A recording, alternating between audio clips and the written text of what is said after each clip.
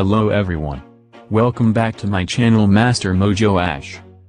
Despite his consistent popularity among My Hero Academia fans, Bakugo has more than his fair share of unlikable traits.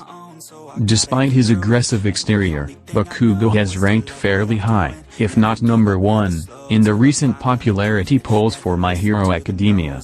However, while he's made progress toward redemption in the last few arcs, it doesn't change the fact that he started the series as an unlikable character and remains that way for some fans. Before I start the video, please subscribe my channel and press the bell icon. Also like the video. Let's start the video. Number 10. His shallow nicknames for people. Bakugo's nicknames for his classmates have definitely lost him likability points. Bakugo is notorious for not calling his classmates by their names, which many fans assume is because he doesn't bother to remember their names, making it even worse. Instead, he calls people by shallow nicknames that, more often than not, are insulting. These nicknames are often cruel, highlighting whatever physical feature he most easily notices for them. Raccoon eyes for Ashida, half and half bastard for Todoroki, ears for Jiro, or ponytail girl for Momo. These are just some examples of how he refers to his classmates, which definitely do not come across positively. Number 9. To say he's extreme is an understatement. Bakugo takes everything he does to a ridiculous level of intensity, often causing him to come across as excessively extreme. He absolutely refuses to settle for anything no matter what it is, which leads to difficult situations where he feels like he has to prove his worth. A perfect example is when he denounced his win in the UA Sports Festival because Todoroki wouldn't fight him with his full power. Bakugo took this as a personal slight and refused to accept his victory. Whereas most other characters would still happily accept the win, Bakugo lashed out intensely. Number 8. He cruelly bullies Midoriya. At the beginning of the series, Bakugo was a horrible bully to Midoriya, the most extreme instance being when, very early in the series, he encouraged Midoriya to kill himself so he can develop a quirk in his next life. This immediately tainted many fans' opinions of Bakugo, as it was far from hero-like behavior. And even though he has grown into a better person over the course of the show, he still has not apologized to Midoriya for the way he treated him.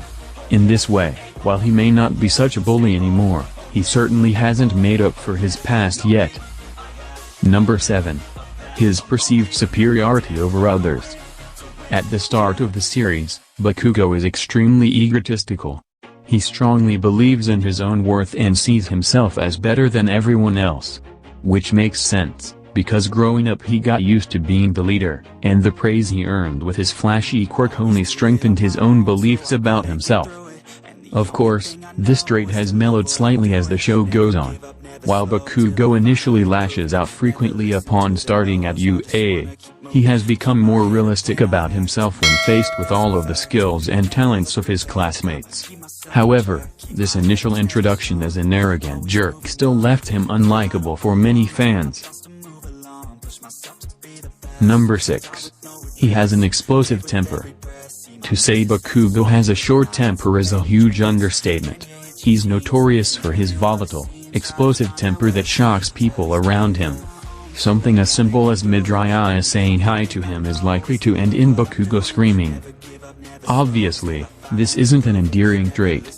It leaves his classmates nervous that they'll set him off, which typically results in a whole bunch of screaming and literal explosions. It's clear he has little patience and even less self-restraint, causing him to come across as extremely annoying. Number 5. He's rude to everyone around him. Even outside of his cruel nicknames, Bakugo is just overall not a nice person. He constantly yells at others and is often incredibly mean to the students around him. This goes so far that he even refers to other people as extras, as in they're extras in the show whereas he is the lead, even though he's not. It's clear that he doesn't hold much respect for other people, which isn't the best trait for someone training to be a hero. Number 4. He yells more often than he doesn't. One of the major ways Bakugo ruins his likability is the simple fact that he's constantly yelling. No matter what's going on, he's basically always screaming, from rude comments to other people to emotionally charged outbursts to just general statements. It's hard to like someone when it feels like the majority of their personality is being angry. Even his classmates pick up on this, taunting him jokingly during the rare moments where he isn't yelling.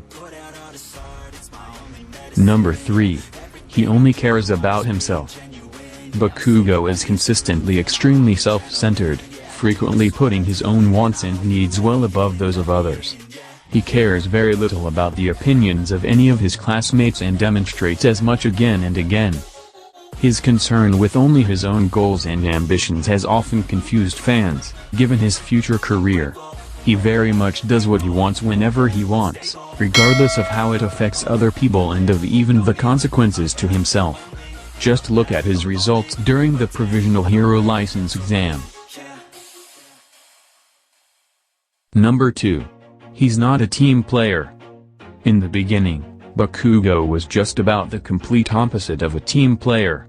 He refused to cooperate with anyone, charging headfirst and ignoring teammates when he was supposed to be working with them.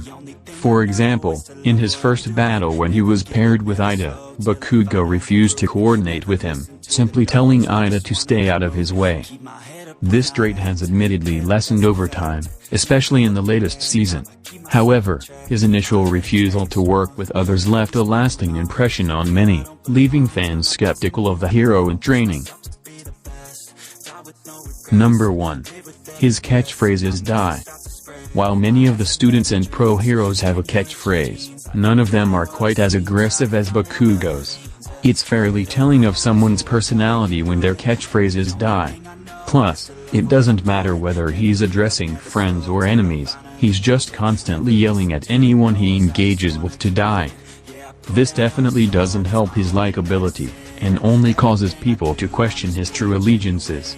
Regardless of whether he means it literally or not, telling someone to die doesn't come across as a good catchphrase for a hero.